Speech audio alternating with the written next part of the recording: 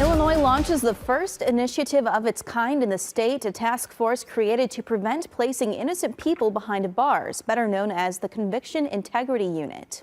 WIFR's Anthony Ferretti talks with the Stateline man who spent almost 14 years in prison for a murder he didn't commit on how this could prevent what happened to him from happening to others.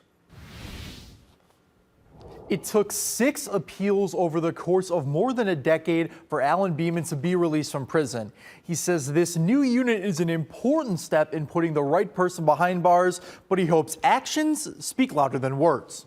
It'd be a very good thing for Illinois, very good thing for taxpayers to not waste money on court cases that shouldn't exist. In 1995, a McLean County jury found Alan Beeman guilty of killing his ex-girlfriend 2 years earlier. He'd spend the next 13 plus years of his life as an innocent man behind bars. I expected the judge to go very light on that, believing that he understood that this case was misguided. Beeman never gave up the fight and the case was eventually reversed, but for Beeman, the damage was done. The bad actors don't want to admit that they're wrong.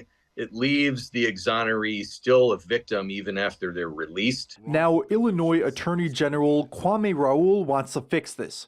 Tuesday, he creates the Conviction Integrity Unit to investigate claims of actual innocence in violent felony cases. Wrongful convictions destroy lives, diminish faith in our criminal justice system. They put victims and public safety at risk by allowing the true perpetrators to escape unpunished. The program will only be used when new and credible evidence has been discovered or when new technology allows investigators to test or retest old evidence. I look forward to the work that this unit will do to restore faith in our justice system and to provide relief when warranted. Beeman says if this was in place at his sentencing, things would have been different. They have not attempted to investigate that crime any further and are refusing to admit that I am innocent.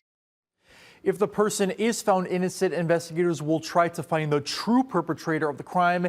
In Beeman's case, the suspect is not behind bars. Thank you, Anthony. And though he can't get his lost time back, Beeman says he's moving on by getting involved with police training, lawyers, and more to share his story.